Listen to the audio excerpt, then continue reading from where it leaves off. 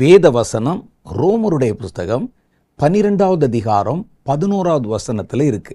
அந்த வசனம் என்ன சொல்லுதுன்னா, அசதியாயிராமல் ஜாக்கிரதையாயிருங்கள், ஆவியிலே அனலாயிருங்கள், கர்த்தருக்கு ஊழியம் செய்யுங்கள். இது மூணும் தனித்தனி காரியங்கள் போல காணப்பட்டாலும் மூன்றுக்கும் இடையில ஒரு லிங்க் இருக்கு. என்ன தெரியுமா? கர்த்தருக்கு நீங்கள் ஊழியம் செய்யும்போது உங்கள் ஆவியிலே உங்களுக்கு அனல் உண்டாகி விடுகிறது. ஒரு மனிதன் வேலை செய்யும்போது தான் அனல் உண்டாகும். சாது சுந்தர் சிங் தன்னுடைய புஸ்தகத்தில் ஒரு காரியத்தை எழுதியிருக்கிறார். அதில் அவர் சொல்கிறாரு, இமயமலை பகுதியில் நேபாளம் போன்ற மிக குளிர் உறை பனி மூடி இருக்கிற பகுதிகளில் ஜனங்கள் என்ன செய்வாங்களாம், பிரயாணம் பண்ணும்போது வேக வேகமாக நடப்பாங்க, சுமையை சுமந்து கொண்டு போவாங்க.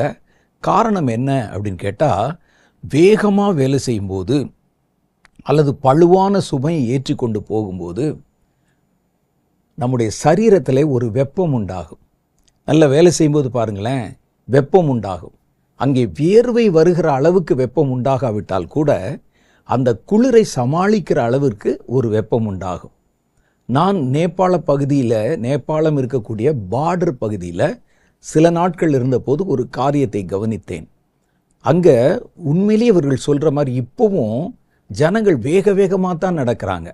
பெரிய பெரிய பழுவான சுமைகளை கூட தங்களுடைய முதுகிலை எடுத்துக்கொண்டு நடக்கிறாங்க.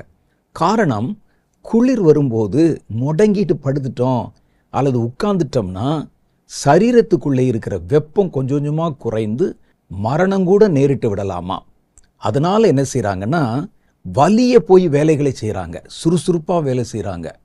அப்போ ஊழியம் செய்யும்போது அதே போல ஆவியிலே ஒரு அனல் உண்டாகிறது. கர்த்தருடைய வார்த்தைகளை மற்றவர்களுக்கு எடுத்து சொல்லும்போது, கர்த்தருடைய ஊழியத்தை செய்யும்போது நாமும் நிறைய காரியங்களை நம்ம கற்றுக்கொள்ளுகிறோம்.